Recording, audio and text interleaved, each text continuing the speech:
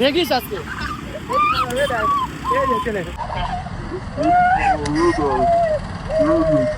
So শুরু থেকে বলছি, আজ যখন সিটি সেন্টারের রাস্তার ওদিক থেকে আসছিলাম, দূর থেকে দেখতে পারি একজন মহিলা, একজন পুরুষ এবং তার বাচ্চা সহ কাদাতে লটপট হয়ে দাঁড়িয়েছে। অর্থাৎ তারা বাইক নিয়ে পড়ে গেছিল এবং সেখানে অনেকগুলো গাড়ি অলরেডি দাঁড়িয়েছিল, ভিড় জমেছিল, কারণ তারা উঠে দাঁড়িয়েছিল। তো দেখে যথাযথভাবে বুঝতে পেরেছিলাম তারা রাস্তার খারাপ এবং দুরবস্থার জন্যই পড়েছে। এবং আমি অ্যাজ ইউজুয়াল, তোমরা জানোই আমি এই জিনিসগুলোকে তুলে ধরার চেষ্টা করি যেন তোমরাও বুঝতে পারো যে আমাদের বর্তমানে শিলিগুড়ির অবস্থাটা কতটা বেশি শোচনীয়। তো যাই হোক, আমি সেভাবেই তাদের সামনে ভিডিও করার জন্য যাই এবং যথাযথভাবে জিজ্ঞেস করি কেউ ধাক্কা দিয়েছে নাকি, বা আপনার বাচ্চাটা ঠিক আছে কিনা, এবং কেউ পেছন থেকে ধাক্কা দিয়ে বা পড়ে গেছেন নাকি কাদাতে বা রাস্তার কারণে নাকি। তো তারাই স্বাভাবিকভাবে বলছিল রাস্তার কারণেই। তো যাই হোক, রাস্তার অবস্থা কতটা খারাপ সেটাই তুলে ধরা মেন ছিল, উদ্দেশ্য ছিল। লাগেনি তো বাচ্চাটা দিদি? কে ধাক্কা দিচ্ছে? मतलब गाड़ी का रास्ता का तो है ना।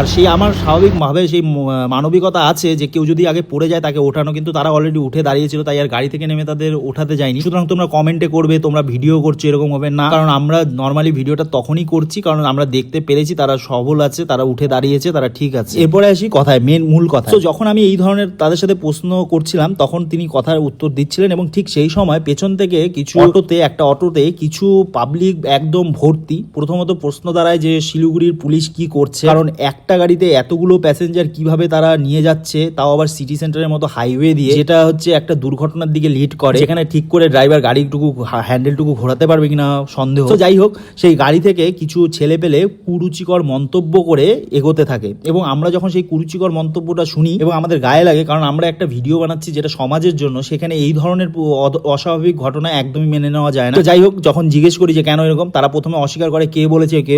কি হয়েছে? কি অসুবিধা? রাস্তায় গাড্ডা হবে বলবো না? রাস্তা আমাকে তো বললো, এখন তো বললো, ভিডিওতেও আছে। জিজ্ঞেস করো কে বলছে।